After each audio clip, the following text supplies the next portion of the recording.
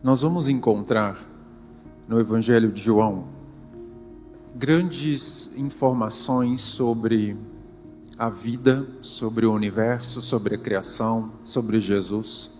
O evangelista João é o mais sensível de todos os discípulos de nosso Mestre. Ele tinha uma compreensão mais profunda da vida a partir das suas balizas espirituais. E o seu evangelho, portanto, foi diferente dos demais, porque nos trouxe o Mestre de um outro ponto de vista, mas também falando de todos nós nessa terra, de um ponto de vista mais cósmico, mais ampliado, mais universal. E é nesse evangelho que vamos encontrar uma fala de nosso Senhor Jesus Cristo, em verdade uma experiência de sua vida, que escolhemos para guiar o objeto de nossa reflexão aqui hoje. Em certo momento, no capítulo 10 do Evangelho de João, João vai lembrar um episódio da vida de Jesus, quando o Mestre foi confrontado pelos escribas, pelos fariseus da época, dizendo que ele estava blasfemando, acusando Jesus de blasfêmia, que era um crime contra a fé religiosa, quando o Mestre dizia que ele e o Pai quando ele disse, eu e o Pai somos um. Várias vezes ele repetiu essa frase, e várias vezes ele se intitulou como Filho de Deus. Então, para responder a essa acusação, Jesus fez lembrar uma antiga informação que estava nos Salmos de Davi, um texto muito antigo, centenas de anos antes de Jesus. E ele diz assim: respondeu-lhes Jesus, àqueles que o acusavam: não está escrito em vossa lei, eu disse, sois deuses? Essa fala, meus amigos, está em um dos salmos de Davi. Quando o salmista, fazendo referência à fonte criadora, vai referir-se a cada um de nós como deuses humanos, mas dizendo que somos deuses. Isso está nos salmos. Então ele vai mais adiante completando o seu pensamento, dizendo: pois bem, se no antigo pensamento da Escritura vocês foram considerados deuses, por que me acusam de blasfêmia quando eu digo que eu e o Pai somos um e que eu sou filho de Deus? Então ele que resgata essa fala, referindo-se a nós como deuses. Mas mais adiante, no Evangelho de João, no capítulo 14, temos uma outra fala de Jesus que vai complementar essa. Ele vai dizer assim: na verdade vos digo, que aquele que crê em mim, também fará as obras que eu faço, e as fará maiores do que estas. Aquele que crê em mim, também fará as obras que eu faço, e fará maiores ainda do que estas. Percebam, amigos, a visão que nosso Senhor Jesus Cristo tinha de cada um de nós. Ele fez um esforço muito grande na sua vida e no seu evangelho de restaurar a dignidade da criatura humana, de nos recolocar no plano de verdade em que fomos criados, para, como na antiga lei, dizer e relembrar que nós somos divinos. A referência do Salmo, quando vai se referir à criatura como deuses, não é para dizer que elas são como a fonte criadora, para competir com a fonte criadora, mas é para dizer que somos partículas da fonte criadora, que o espírito imortal é uma individualização da potência divina em plano evolutivo. Todos nós somos assim, todos nós, até aqueles que estão na escuridão. E a meta e a missão de Jesus foi restaurar essa verdade que havia sido perdida na terra.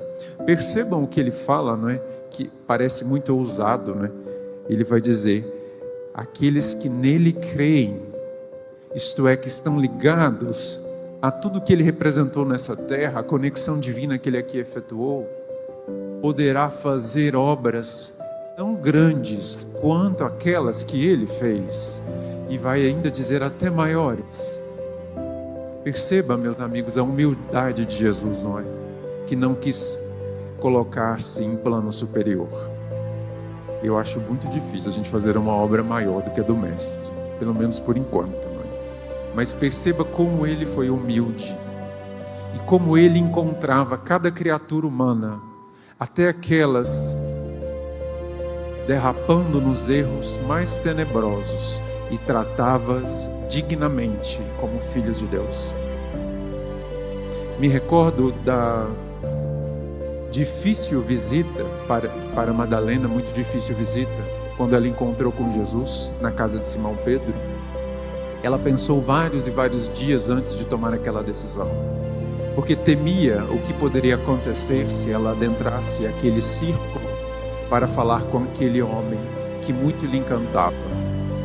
Então ela pensou, e ela era um espírito livre, não é? Uma mulher que confrontava a lei da época, por isso classificada como mulher da vida. Ela não seguia os mandamentos da antiga lei, muito inteligente, muito mais inteligente do que a maioria dos homens. Ela pensa e decide: não, eu irei até ele. Eu irei porque a minha alma pede por algo que eu não estou encontrando. Necessito saber o que é, pois os caminhos em que me encontro não estão reverberando mais. Não me oferecem mais o que eu busco. Ele me ajudará.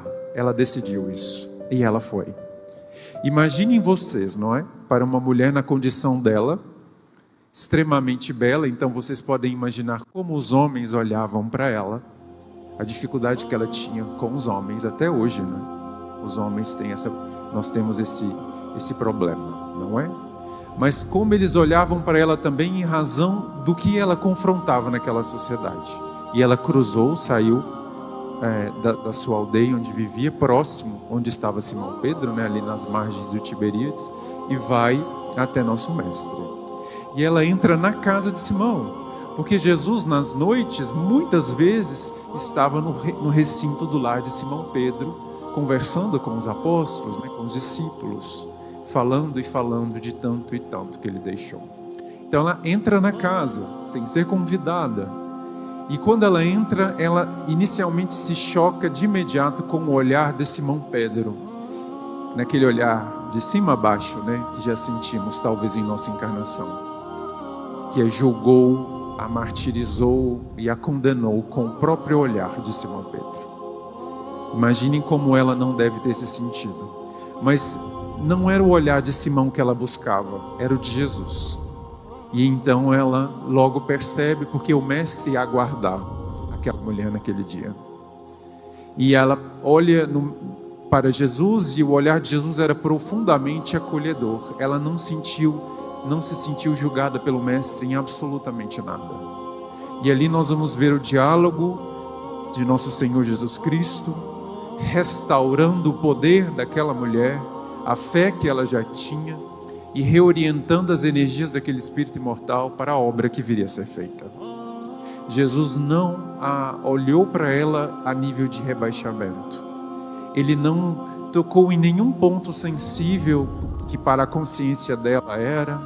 Ele simplesmente a acolheu como um ser humano em evolução, digno, filho de Deus. E ofereceu a Madalena a diretriz que ela depois colocou em prática e se regenerou. Não viemos aqui para falar da história dela, mas esse episódio apenas mostra, meus amigos, como Jesus olhava cada um de nós. Como nós éramos para Jesus. Se avançarmos no tempo um pouco, alguns séculos, o Mestre vai desencarnar, retorna ao plano maior, os discípulos iniciam a tarefa de divulgação, e depois, um a um, eles vão encerrando as suas encarnações, até João, que foi o último, Paulo de Tarso antes de João. Cruzou-se o tempo, a mensagem de Jesus ainda muito viva, muito forte, espalhou-se pela Ásia Menor, pela Europa, pelo norte da África, alcançando até o norte da Europa. Avançando o tempo, chega um momento na história humana, meus amigos, que a chama viva do Evangelho de Jesus começou a inquietar a sombra. Porque a sombra inicialmente perseguia desqualificando, subjugando o cristão como alguém que era louco, alguém que não tinha que ser levado a sério, alguém que era para ser comida de feras nos circos do martírio romano e tudo mais. Mas não funcionava, porque eles aumentavam, eles se multiplicavam e eles continuavam. Tamanha força que emanava naqueles corações que nas primeiras horas serviram a Jesus. E aí comparece no palco do mundo um imperador romano que, junto de alguns membros, alguns ditos, entre aspas, cristãos, começou a pensar como poderia organizar aquela igreja nascente, não é? E aí nós vamos ver aquele esforço de, já que não podiam vencer o evangelho, assumiram a roupagem do evangelho e mataram o evangelho por dentro. A igreja romana surge assim, meus amigos, e estava prevista por Jesus assim mesmo. No Apocalipse de João, lá está a figura da grande usurpadora, lá estava. Era previsto. Então começa a se organizar os concílios, a fé de Jesus começa a se dogmatizar, a se cristalizar, a mediunidade começa a desaparecer, e a igreja de Jesus forma-se como um aparato burocrático e hierárquico, assimilando o antigo poder do Império Romano, que estava em frangalhos. No século seguinte, o Império Romano foi destruído em guerras, em invasões sucessivas, não é? Desapareceram os imperadores, mas os bispos de Roma continuaram. E o que nós vimos dali adiante, meus amigos, foi uma grande, de fato, usurpação do Evangelho de Jesus. Nós temos o Espírito de Emmanuel relatando todo esse percurso da Igreja Romana, que foi muito complicado, mas pelo menos ela conseguiu trazer o Evangelho pelos séculos afora, sem nunca de fato entendê-lo. E Emmanuel é extremamente rígido, duro com o que a Igreja Romana fez. E num livro chamado Emmanuel, tem o título dele mesmo, Reflexões de Emmanuel, no título Emmanuel, ele fala abertamente da psicografia do Chico, do que ele achava de tudo aquilo. E aí o que aconteceu, meus amigos? Aquela fé que era livre, que era espiritual, que era espontânea, que estava em contato com a natureza, com os animais, com a pureza da vida, sem atributos, sem cargos, sem hierarquias, começa a murchar. Os dogmas são formados e ninguém mais podia pensar o evangelho fora deles. Isso serve de alerta para nós espíritas também, para que não dogmatizemos a doutrina dos espíritos, porque foram os dogmas que mataram o evangelho de Jesus naquela época. Não se podia pensar diferente dos dogmas, e aí o evangelho começa a se perder. Mas o que eu quero ressaltar aqui para vocês, meus amigos, era como a experiência cristã passou a ser vivida naquela época em diante até hoje. Como diferente era daquela experiência de Madalena com Jesus. Estruturou-se o sacerdócio romano, determinou-se que aqueles movimentos de conexão com o alto, que a igreja chamou de sacramentos, só podiam ser feitos pelos sacerdotes dela. Nenhum crente, nenhum fiel tinha conexão com o plano divino mais. Precisava de intermediário, não é? E a igreja começa a controlar toda a vida humana, do nascimento, do casamento à morte. Estrutura-se a abominável que foi, não é? Pelos crimes ali cometidos, confissão auricular, a necessidade do cristão periodicamente compartilhar a sua vida com os sacerdotes para pedir a penitência e o perdão. E aquilo foi se estruturando num esquema de dependência, de crença, que fez com que nós cristãos encarnados naquela época, amigos, não tínhamos mais acesso a Jesus. A nossa prece não chegava mais até Ele. Era necessário o sacerdote. E como que o sacerdote tratava os cristãos? Do mesmo como Jesus tratou Madalena? Não. O sacerdote era ali alguém para manipular a vida do outro. Ele tinha autoridade sobre a vida do outro, sendo tão imperfeito quanto o outro, se não mais. O mecanismo de pacificação da consciência, que para Jesus era a espontaneidade do serviço e do amor, tornou-se um ritual. Você tinha que confessar os erros, você tinha que pagar penitências, pagar valores financeiros à igreja dos romanos, e se não o fizesse, o seu destino como alma estaria comprometido. E aí, meus amigos, são séculos vivendo assim, na experiência cristã. E que tendência nós desenvolvemos nesses séculos? A tendência de que nós não temos autonomia sobre a nossa experiência espiritual e a nossa vida espiritual. Nós passamos a depender de outros. Percebem? Percebe como nós fomos desempoderados da condução de nossa jornada espiritual? Porque quando encarnados, quem decidiu o seu futuro espiritual agora eram sacerdotes? Eram outros, não é? Não mais você. E eles estabeleceram esquemas do que se fazia, do que não se fazia. Se fazia isso, pagava tanto de pecado, tanto não sei o quê. E toda aquela história que conhecemos muito bem, infelizmente, não é?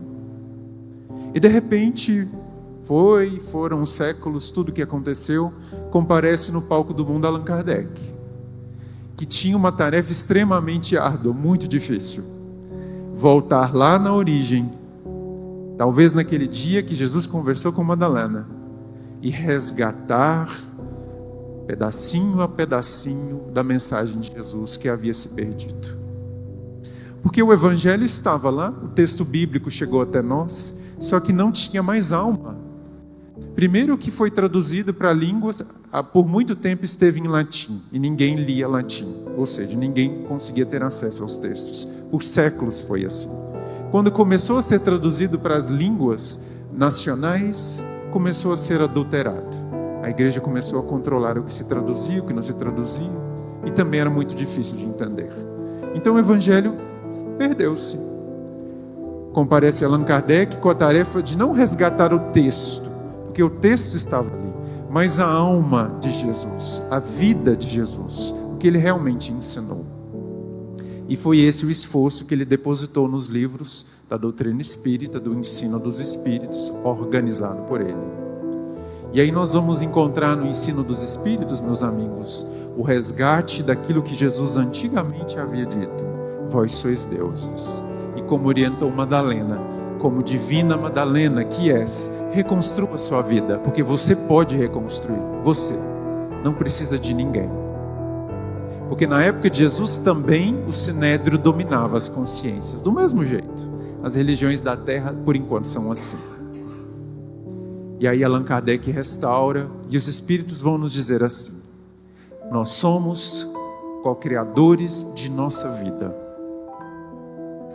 O nosso destino é estabelecido pelas ações que colocamos no palco da vida, na encarnação ou fora dela. O nosso corpo espiritual é formado pelo nosso pensamento e molda o corpo físico, usando a matriz genética dos nossos pais. A nossa encarnação é estruturada a partir de escolhas que fazemos, de experiências que viveremos ou não. E ela tem um propósito: te conceder experiência novamente, para você perceber o que é errado do que é certo, e separar e procurar o caminho do que é certo e se reconstruir. Não tem pecado, não tem inferno, não tem condenação eterna, não tem sacerdote. Eles foram demitidos por Allan Kardec. E muitos de nós recontratamos os sacerdotes nas figuras dos médiuns, não é? Ou dos palestrantes, ou dos dirigentes de casa espírita. Não está certo. Allan Kardec devolveu a cada um de nós, por esforço de renunciação, o direito e o poder de construir a nossa própria vida. Meus amigos, nós não precisamos das religiões da terra para avançar até Deus. Nós precisamos da fé e da lei divina que está em nosso coração para avançar até Deus. Se as religiões da terra puderem nos auxiliar, que seja bom. Se não puderem, dispensadas estão. É forte, não é? Mas isso é a nova visão que Allan Kardec trouxe. E o que virá na Terra regenerada daqui a alguns anos. As religiões que nós conhecemos desaparecerão por falta de adeptos. Por falta de adeptos. Porque cada um reencontrará o poder divino nela mesma, em si mesmo. Percebem? Se eu me sinto bem nessa casa, ela me ajuda a compreender os dons da vida, excelente. Se ela constrange o meu espírito, afastem-se. Procurem outros lugares. Porque a mensagem real de Jesus, e o Mestre é mestre de toda a humanidade, é para que cada espírito se reconstrua. Meus amigos, muitas vezes, você ir num parque e abraçar uma árvore é mais espiritual do que ficar sentado nesses bancos sem nunca estar realmente presente, escutando palestras que você nunca teve interesse e nunca aplicou.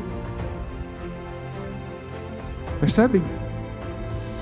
Ou será que os nossos irmãos dos povos primitivos, indígenas, estariam alijados do reino dos céus porque não conheceram a matriz segundo o nosso Senhor Jesus Cristo? São muito mais espirituais do que nós. Por quê? Porque a origem da criação é muito clara. Todos são divinos e na sua divindade se criam. Somos deuses e como deuses criamos a nossa vida. Aí vem um e vem outro e fala, não cria não, porque tem o pecado, tem o inferno, tem o karma, tem que pagar, tem que resgatar. É mesmo? E aí eu percebi, meus amigos, como nós, embora a doutrina espírita tenha resgatado tanto do Evangelho de Jesus, como nós ainda nos sentimos desempoderados da vida, vítimas do karma. Os espíritos foram categóricos, meus amigos. Não há vítimas. O espírito imortal nunca é vítima. Ele será sempre autor da vida. O que ele vive foi o que ele determinou para ele viver. Não foi o obsessor, não foi o trevoso, e nem foi Jesus. Foi o que nós determinamos. Meus amigos, percebam bem. O poder que nós temos de criar a nossa realidade. Até o entendimento da lei de ação e reação precisamos revisar. Porque ela nunca foi definitiva. Muitas vezes a gente acha que é predestinado, não vai mudar. Não é assim. Não é assim. Kardec foi muito claro. O processo de recuperação da consciência é absolutamente dinâmico. Ela pode se arrumar em 1 minuto, em 2 minutos, em 1000 anos. Depende do processo que ela fizer. Poderá vir experiências como essa? Pode. Piores como essa? Pode. Melhores? Pode. Mas somos nós, meus amigos, quem as elaboramos. Com as nossas crenças, com o que acreditamos. Então, quando você fala assim, não, mas pera lá, não sou vítima disso, e eu não quero ficar com esse negócio desse jeito. Eu preciso descobrir a causa. Aí, quando você avança, ela aparece. E quando ela aparece, te vem o poder para corrigi-la. Porque nós estamos encarnados para regenerar os nossos espíritos. Não é para paralisá-los em mais problema. Quando Jesus disse, vós sois deuses, ele falava disso mesmo. Do poder que nós temos de criar a nossa vida. O sofrimento pode ser escolhido pelos nossos espíritos? Poderá. Mas é ele definitivo? É ele a vontade de Deus? Não é. A vontade de Deus é que os espíritos se alinhem no plano divino do amor. Se o espírito imortal escolheu o caminho do sofrimento, porque foi o que ele entendeu com a sua consciência, excelente. Mas é a meta que vale, não o meio, o percurso. E se ele decidiu, por outros meios, chegar no mesmo fim, melhor ainda, percebem? Percebem como viciamos as nossas encarnações com essa religião, como a dos romanos e como outras, que tiraram o nosso poder, falando, não, quem define a sua vida é Deus, é o anjo de guarda, é não sei quem, ele mandou fazer, você faz, ele determinou que você viva, você vive. Ah, é? Aí a gente acreditou. Aí a nossa experiência religiosa ficou transferida para fora. Não é assim. Quando Jesus fez essa referência, meus amigos, ele queria mostrar que nós construímos o nosso caminho. E o que ele fez? Deu as ferramentas para a melhor construção possível dos nossos caminhos, que é o seu Evangelho. A vida dele representa o reflexo divino mais puro do que é realmente a vontade de Deus em cada situação. As expressões da lei de amor em cada situação. A virtude que nos cabe conduzir. Essa pauta que Jesus ofereceu e viveu são as ferramentas para que nós, espíritos imortais, utilizando o poder de cocriar, criemos a nossa linha de tempo em comunhão com Deus, que é a meta. Se você vai pagar, se você vai resgatar, se você vai sofrer, aí é você quem está definindo. Você e a tua consciência. Porque na nossa consciência, com ela, não tem enganos. Não tem enganos. Vocês já imaginaram, meus amigos, que nessa terra existem um certo grupo de trevosos que estão dominando a vida material há milhares de anos. Tem espíritos tão ruins aqui que nem encarnar eles encarnam, que eles conseguem driblar a lei de reencarnação e ficam no plano espiritual. E você fala assim, não, mas pera lá. Eu quando falto uma vez no compromisso, eu acordo com dor de cabeça, eu fico com culpa, eu já ligo, mando mensagem. Não é? Se eu for no trabalho, trabalhando numa instituição pública, se eu resolver pegar 3 páginas suficientes para imprimir uma coisa minha que não é pública, aí já fico problema de consciência, porque eu peguei a folha sulfite do poder público, eu tenho que devolver, que aquilo não era... E esses aí ficam aí milhares de anos fazendo mal e não acontece nada? Não é? Por quê? Porque eles estão manipulando o poder cocriacional que eles têm para evitar determinadas faixas de sofrimento e continuar dominando. Eles são espíritos muito inteligentes, altamente inteligentes. E por que por enquanto eles conseguem fazer isso? Porque eles encontram energia da humanidade terrestre para se alimentarem em suas ilusões. Por enquanto. Porque quando nosso Senhor Jesus Cristo determinar a retirada deles, eles serão retirados. Percebem como a nossa experiência não é igual assim? Errou, paga, fez isso, aí vai voltar.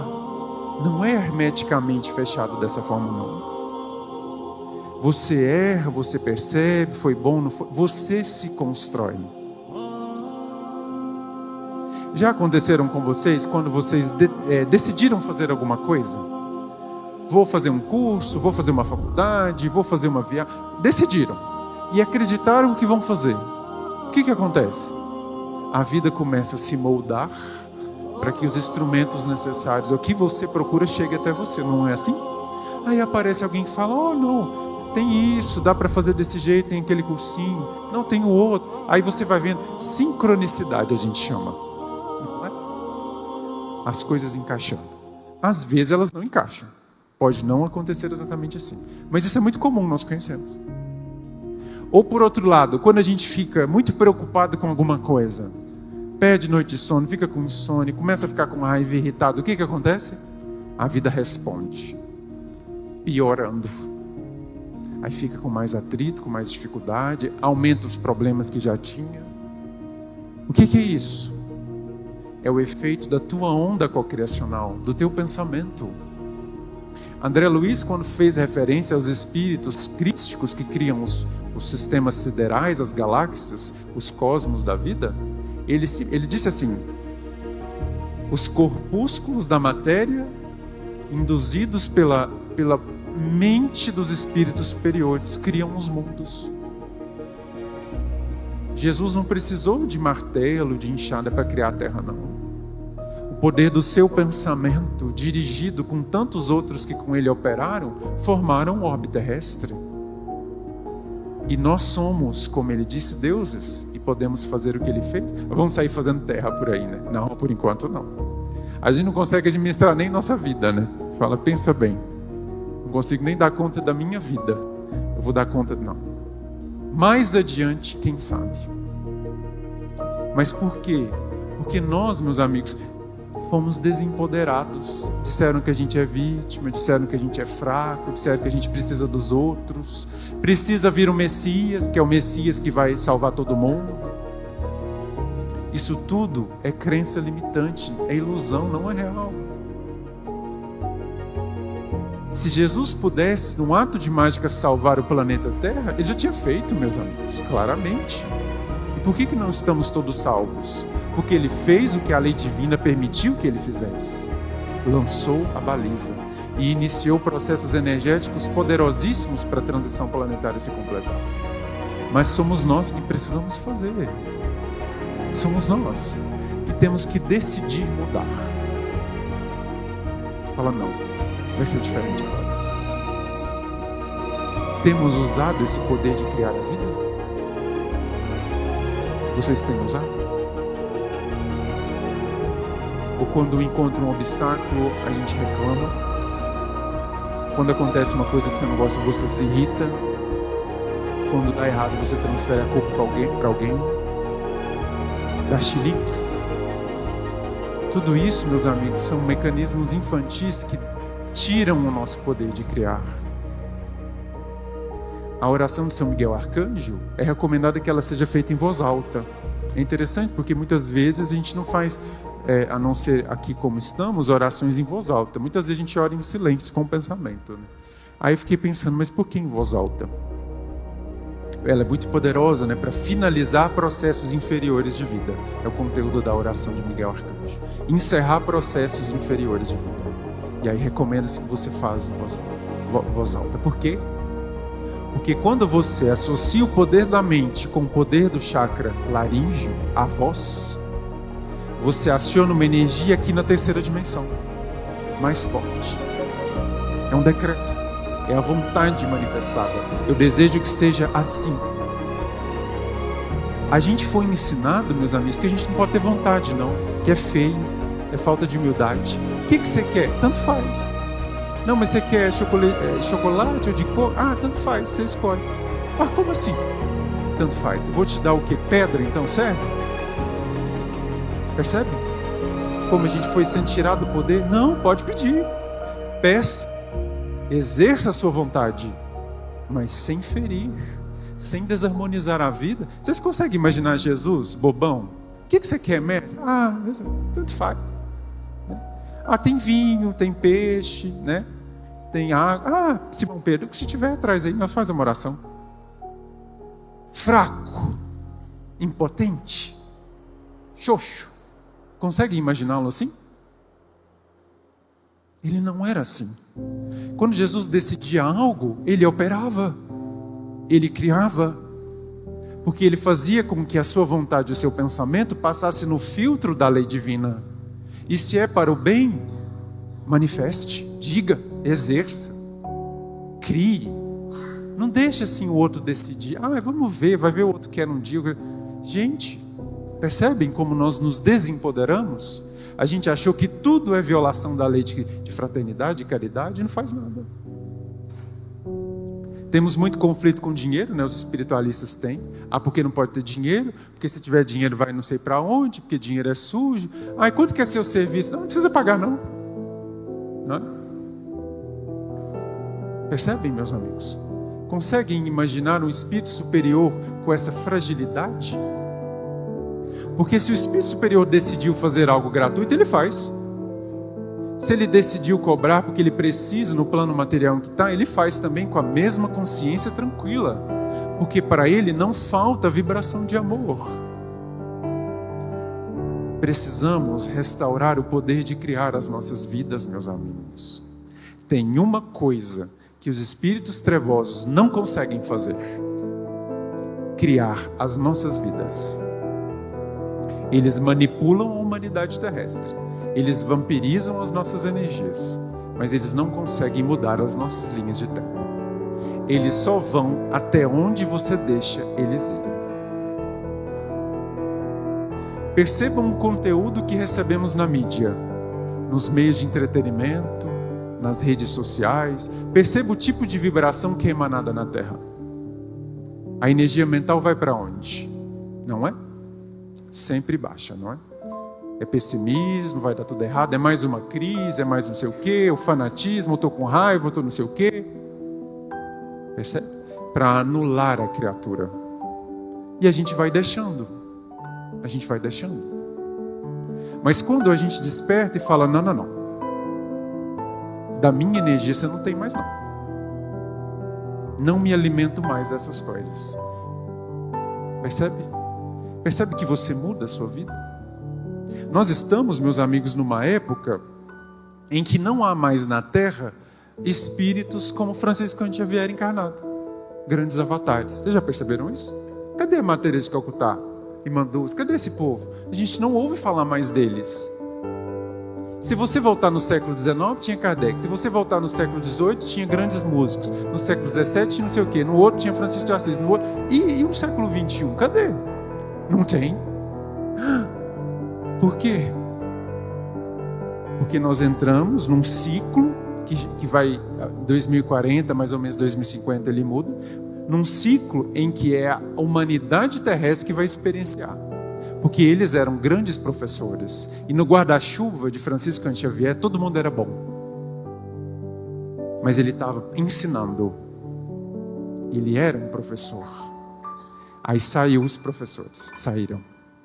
Ficaram os alunos. Para experienciarem o que aprenderam. Então, desde o início do século XX, não tem mais nenhum encarnado do século XXI. Do ano 2000 para frente. Agora, nesse ano de 25 até 27, estão chegando na Terra, os espíritos revelaram, 1 milhão de espíritos que vêm de planetas de regeneração plena. Muito superiores.